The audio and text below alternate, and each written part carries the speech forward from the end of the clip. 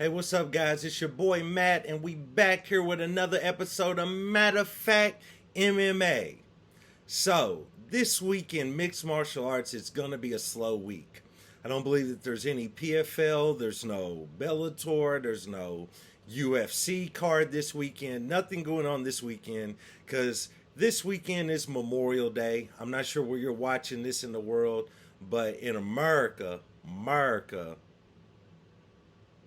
it's Memorial Day this weekend, so usually folk don't be wanting to work, so they not working. So there's not a whole lot going on this weekend in the world of MMA. So what I wanted to do is I kind of wanted to touch on something else, touch on a couple of things with y'all. That sounds weird. What I wanted to get into is a separate little series that I'm gonna do on Matter of Fact MMA called Matter of Fact MMA Connections.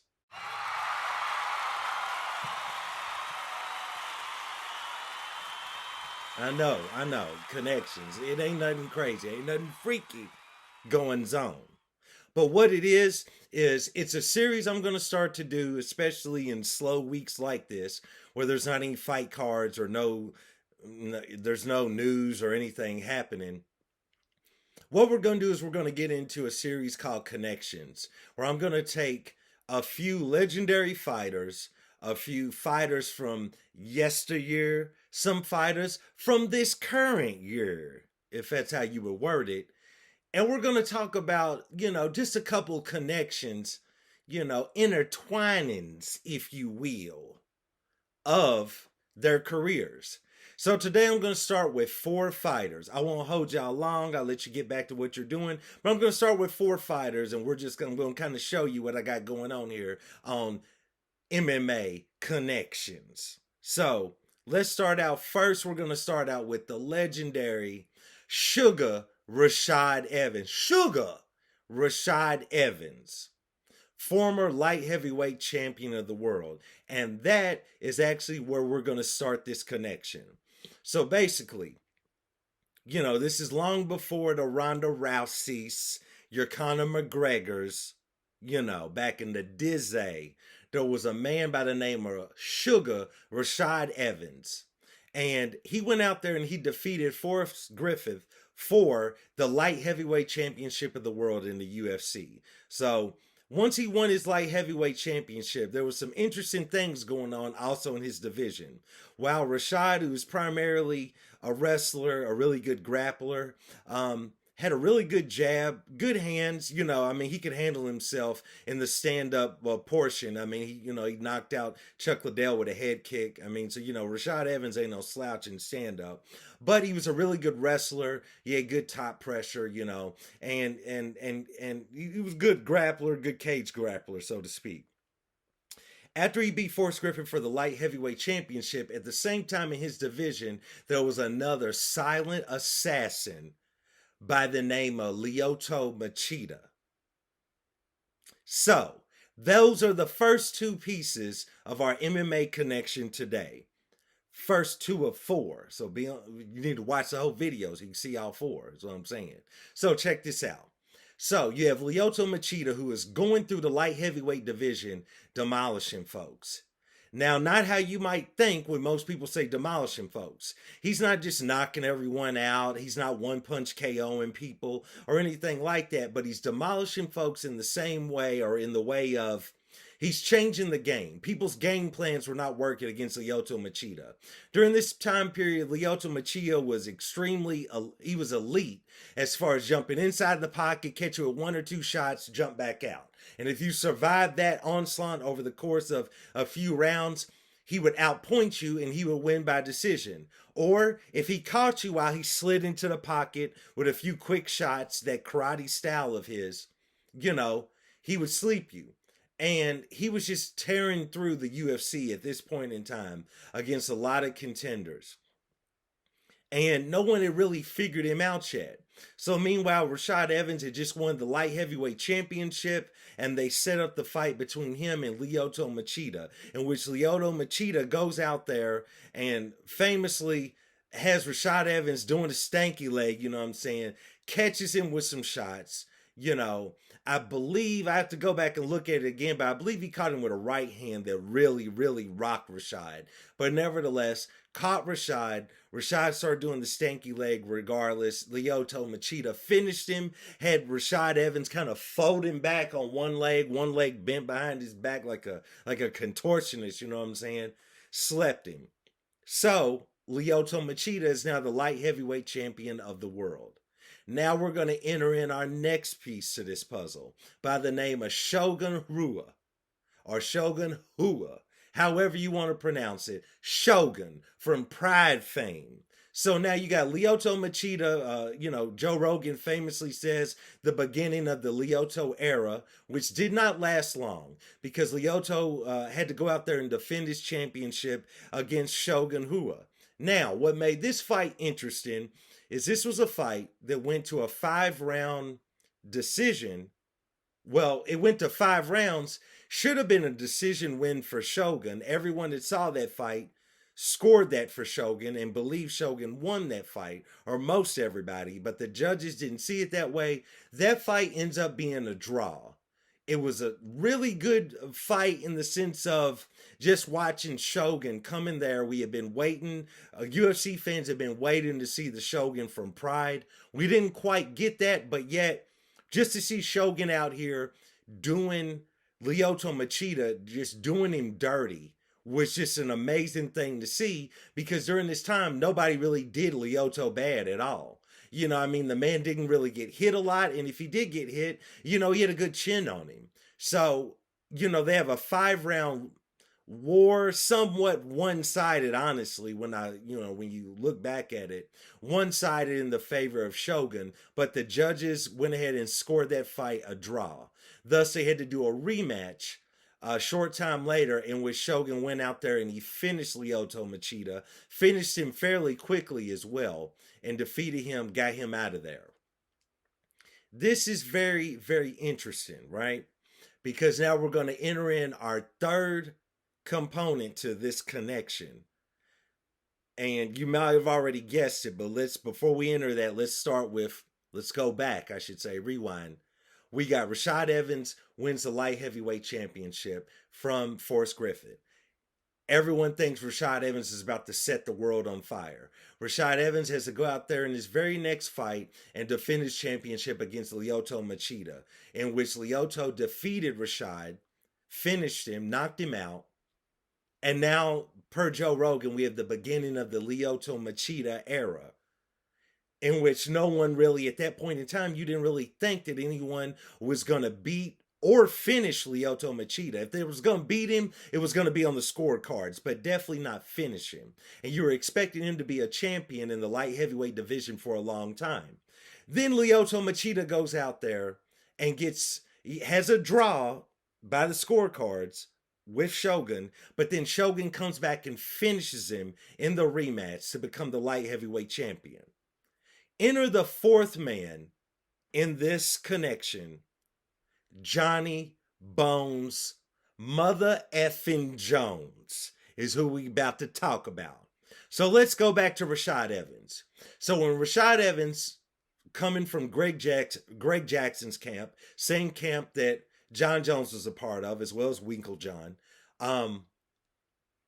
you have Rashad Evans is out here setting the world on fire. He is now the light heavyweight champion. The rule within that gym, just to give you all a little bit of history, the rule within that gym is that their fighters did not fight each other. That was just a rule that they had already preset within the gym. So, Rashad Evans, light heavyweight champion, if he was ever asked about up and coming, this young kid named Johnny Bones Jones, John Jones, he's doing people dirty. He's doing, goes in there with no fear like a true savage. No fear at all. Spinning elbows, flying knee attacks, crazy grappling, crazy, not necessarily submitting people, but trying to lock them in crazy submissions. So when he's ever asked about this, he's given all the props, all the respect to John Jones. Of course, John Jones has mutual respect for Rashad Evans, who's the big dog at that gym at that time. So let's move on forward. So we have Shogun Rua, who has just defeated Lyoto for the light heavyweight championship. This is where things are going to get interesting because you have Shogun Rua, after he had just won the light heavyweight championship, didn't even get a chance to, enjoy it or anything. And he is then informed by the UFC and I believe by Joe Rogan right then and there, right after the fight in the octagon. He is informed that he now has to go in there and he has to face Jon Jones. He now has to go in and fight Jon Jones. Poor old Shogun. Shogun just now got his championship.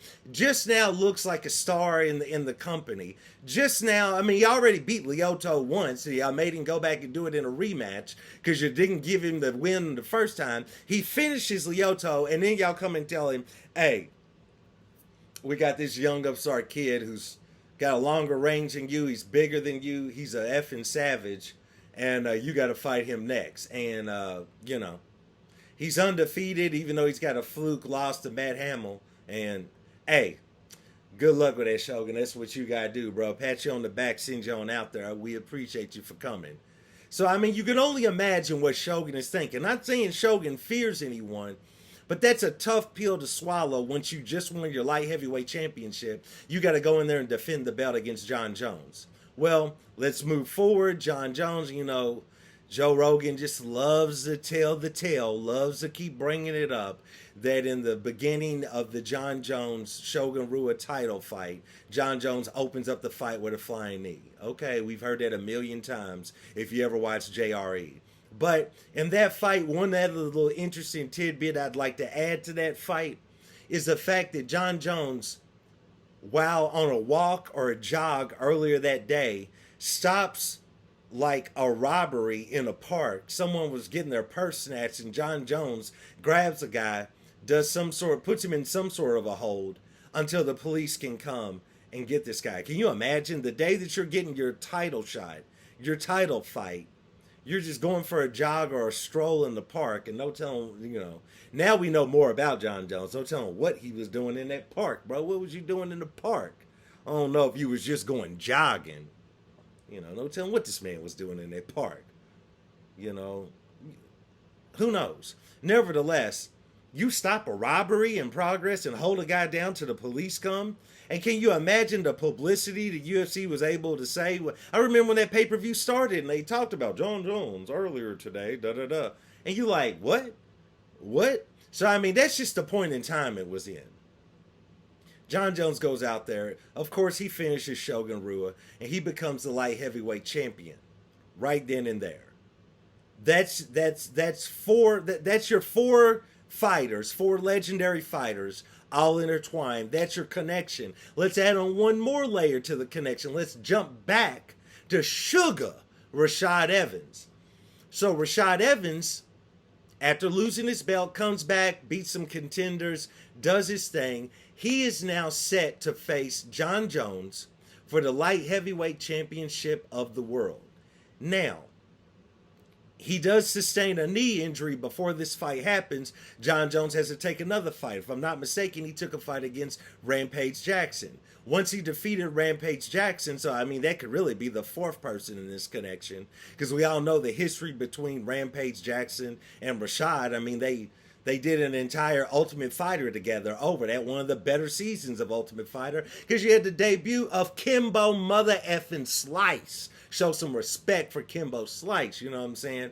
Nevertheless, Jon Jones has to go out there and defend his championship against Rampage Jackson after defeating him. Now the fight has been set. Sugar Rashad coming back to fight Jon Jones for the light heavyweight championship. This fight, I know you're wondering, why would that even have been signed in the first place before the injury? Why is this fight happening? The fight is actually happening.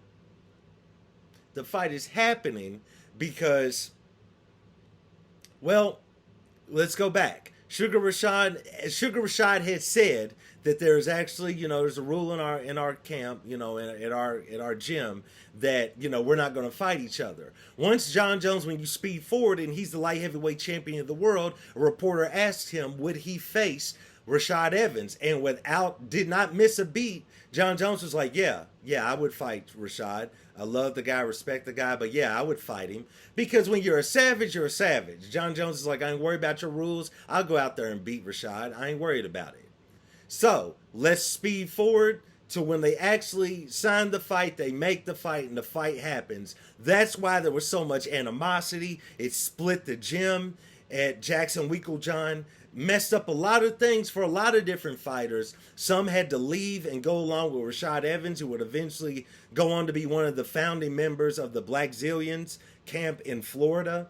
I mean, it messed up a lot of things. As John Jones stayed there in Albuquerque, New Mexico, kept on doing his thing. I mean, and who knows what would have happened if Rashad could have stayed there at the camp, because he was like a big brother to John Jones. Maybe he could have kept him on the straight and narrow. Who knows? Maybe he wouldn't have, got into a little bit of snowfall. Allegedly, might not be allegedly, because he admitted himself, but he might not have gotten into a little snowfall like your boy Conor McGregor, the king of snow. So, I mean, who knows what would have happened.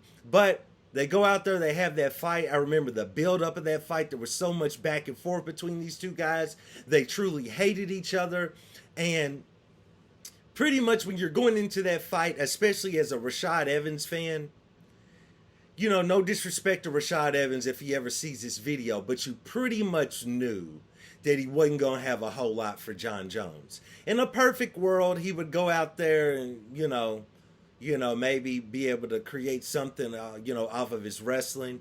But you pretty much know John Jones being the bigger guy, the longer fighter, rangier, better wrestling, better top pressure, and then these crazy, kicks, elbows, flying knees. I mean, you pretty much knew he was going to do Rashad dirty. Now, the fight did go to decision, so that was, commendable by Rashad Evans, but you pretty much knew he was going to take that L, and it was definitely going to be a passing of the guard, a passing of the torch to John Jones.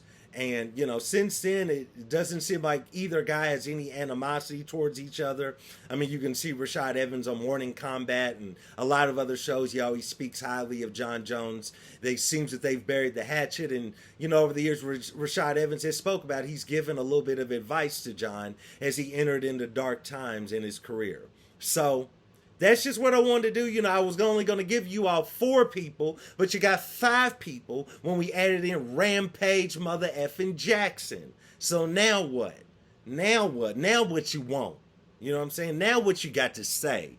You know what I'm saying? You got 5 people in that matter of fact MMA Connections. So this has been the first installment, the first episode, and you're probably gonna get the second one in the next couple of days because it's a slow week. But you got the first episode ever of Matter of Fact MMA Connections. I appreciate you guys for joining me, and I will catch you next time.